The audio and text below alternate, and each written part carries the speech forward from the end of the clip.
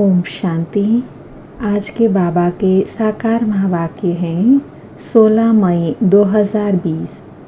आज बाबा बोले, मीठे बच्चे, अभी ड्रामा का चक्र पूरा होता है। तुम्हें खीरखंड बनकर नई दुनिया में आना है। वहाँ सब खीरखंड है, यहाँ लून पानी है।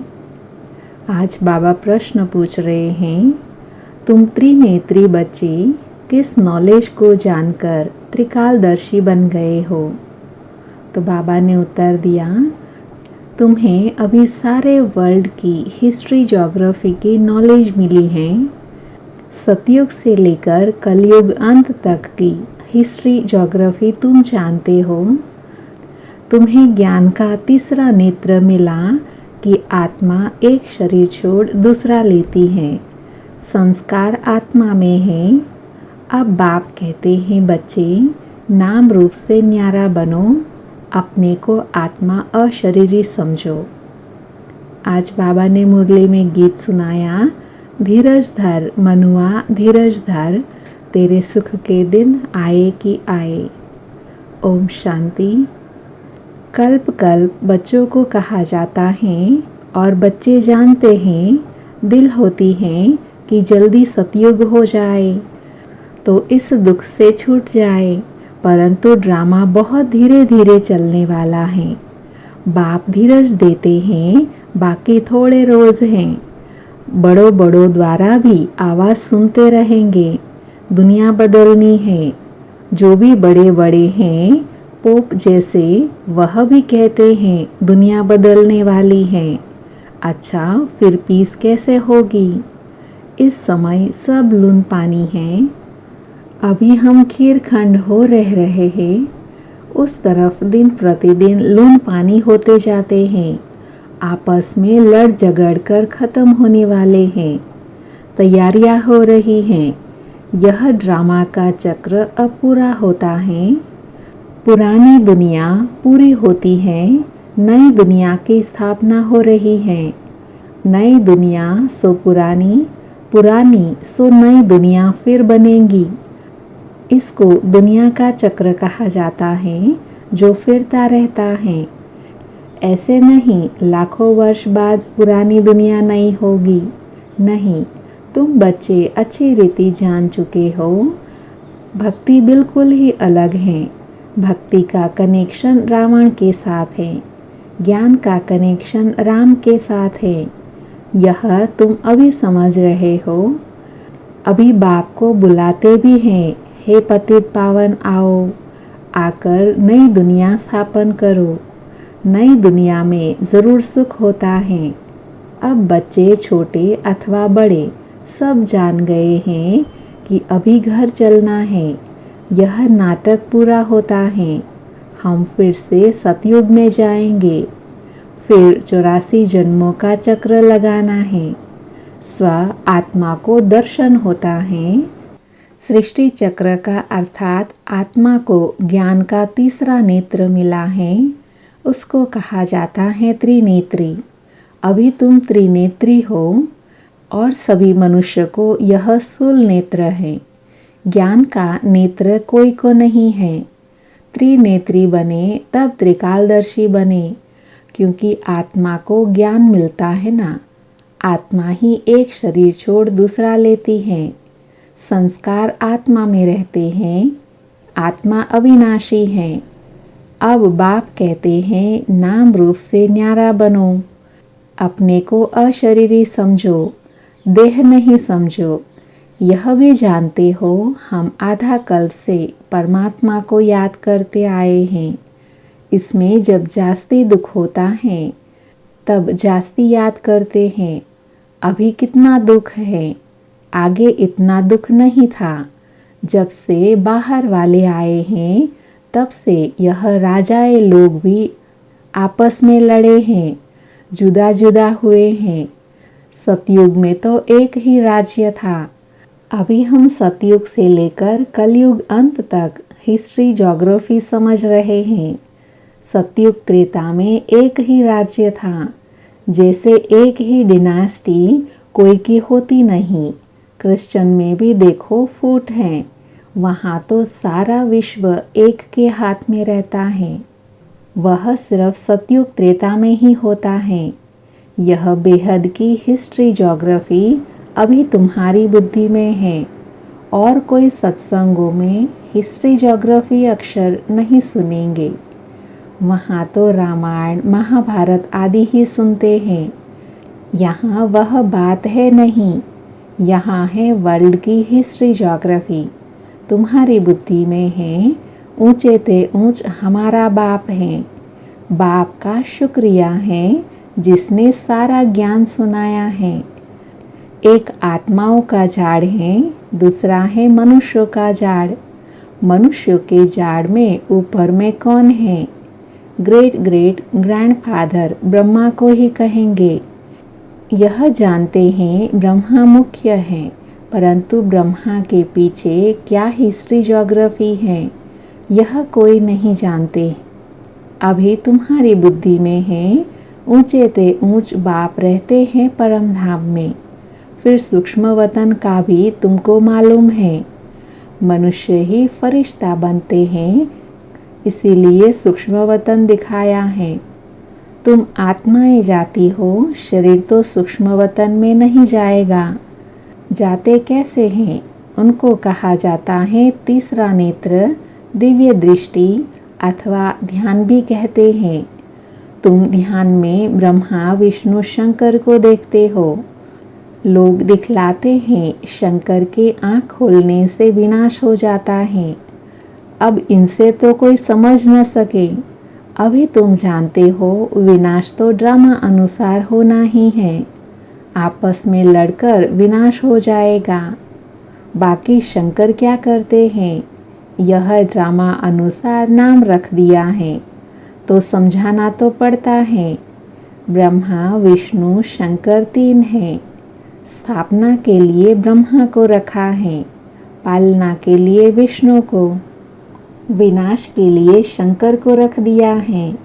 वास्तव में यह बना बनाया ड्रामा है। शंकर का पार्ट कुछ भी है नहीं।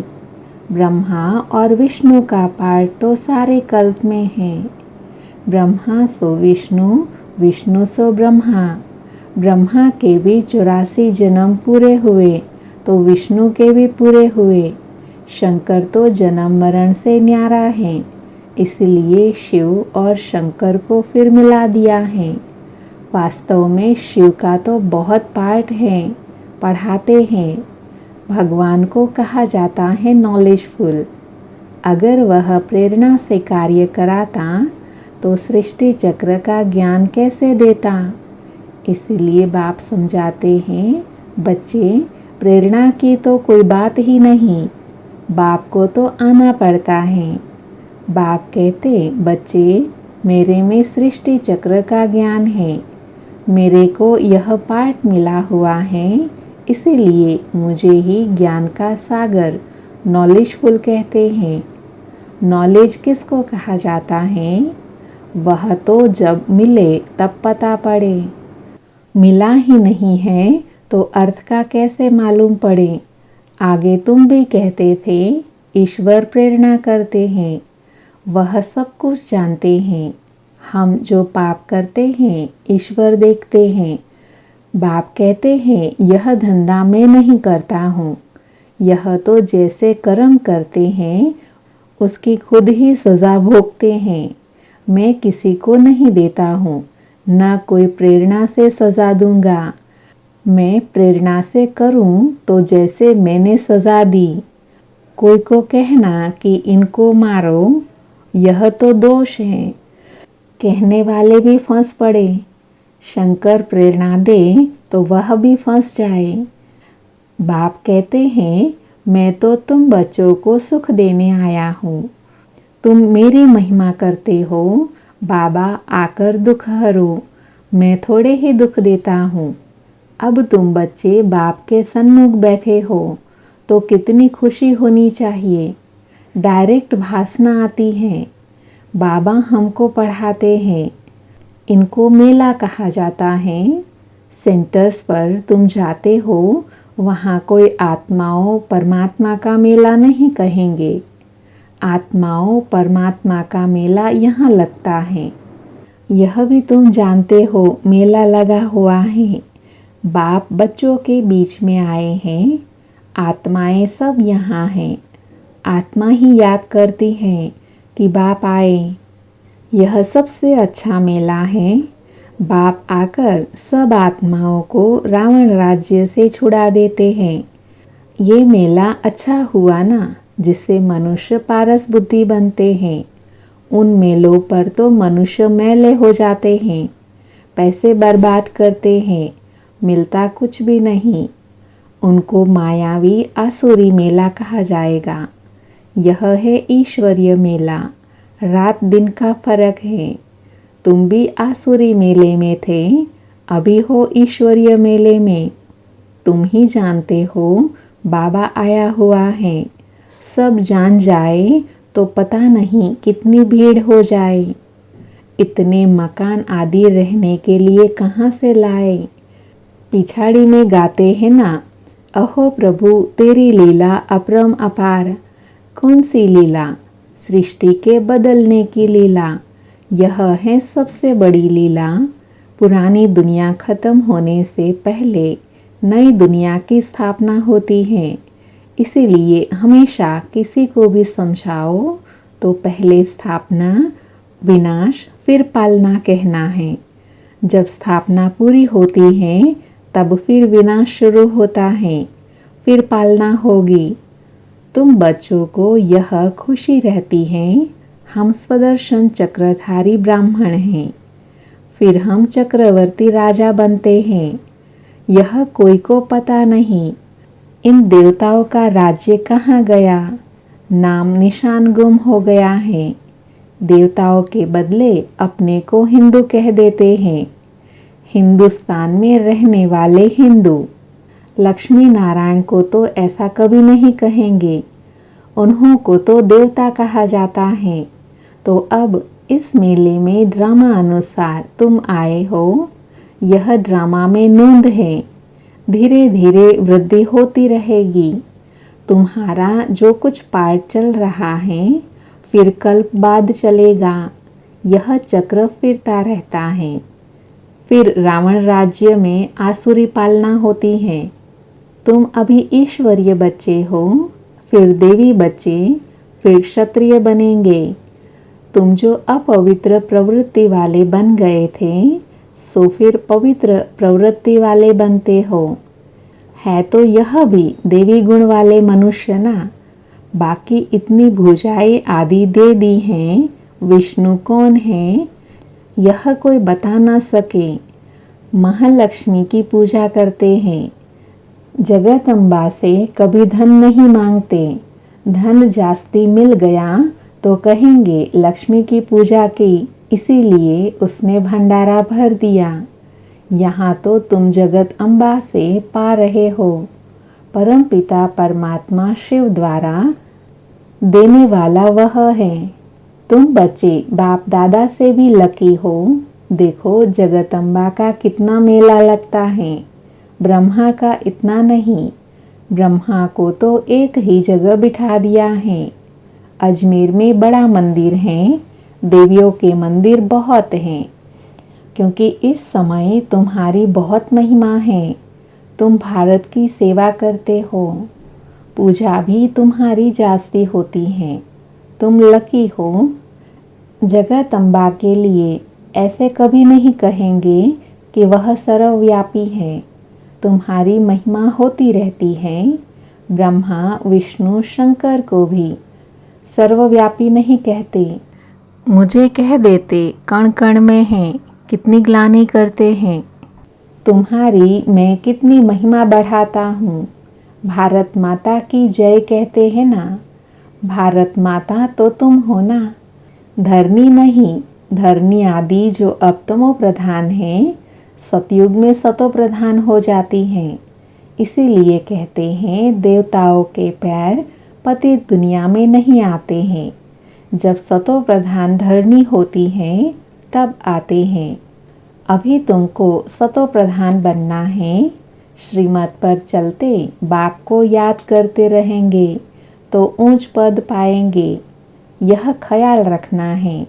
याद करेंगे तो विक्रम विनाश होंगे। श्रीमत मिलती रहती है। सतयुग में तो तुम्हारी आत्मा पवित्र कंचन हो जाती है, तो शरीर भी कंचन मिलता है। सोने में खाद पड़ती है तो फिर जेवर भी ऐसा बनता है। आत्मा झूठी तो शरीर भी झूठा। खाद पड़ने से सोने का मूल्य भी कम हो जाता है। तुम्हारा मूल्य अब कुछ भी नहीं है। पहले तुम विश्व के मालिक 24 कैरेट थे, अभी 9 कैरेट कहेंगे। यह बाप बच्चों से रूह रिहान करते हैं, बच्चों को बैठ बहलाते हैं। जो तुम सुनते सुनते चेंज हो जाते हो, मनुष्य से देवता बन जाते हो। वहाँ हीरे जवाहरतों के महल होते हैं। स्वर्ग तो फिर क्या, वहाँ के शुबिरस आदि भी तुम पी कर आते हो। वहाँ के फल भी इतने बड़े बड़े होते हैं, यहाँ तो मिल न सके। सूक्ष्म वतन में तो कुछ है नहीं। अभी तुम प्रैक्टिकल में जाते हो। यह है आत्मा और परमात्मा का मेला। इनसे तुम उज्जवल बनते हो। तुम बच्चे जब यहाँ आते हो तो फ्री हो। घर बार धंधे आदि का कोई फुरना नहीं है, तो यहाँ तुमको याद की यात्रा में रहने का चांस अच्छा है। वहाँ तो घर घाट आदि याद आता रहेगा। यहाँ तो कुछ है नहीं। रात को 2 बजे उठकर यहाँ बैठ जाओ। सेंटर्स पर तो रात को तुम जा नहीं सकते, यहाँ तो सहज है। शिव बाबा की याद में आकर बैठो और कोई याद न आए। यहाँ तुमको मदद भी मिलेगी। सवेरे जल्दी सो जाओ, फिर सवेरे उठो। 3 से 5 बजे तक आकर बैठो। बाबा भी आ जाएंगे, बच्चे खुश होंगे। बाबा है योग सिखलाने वाला, यह भी सीखने वाला है, तो दोनों बाप और दादा आ जाएंगे। फिर यहाँ और वहाँ योग में बैठने के फर्क का भी पता पड़ेगा। यहाँ कुछ भी याद नहीं पड़ेगा, इसमें फ़ायदा बहुत है। बाबा राय देते हैं, यह बहुत अच्छा हो सकता है। अब देखें, बच्चे उठ सकते हैं। कईयों को सवेरे उठने का अभ्यास है। तुम्हारा संन्यास है 5 विकारों का और वैराग है सारी पुरानी दुनिया से।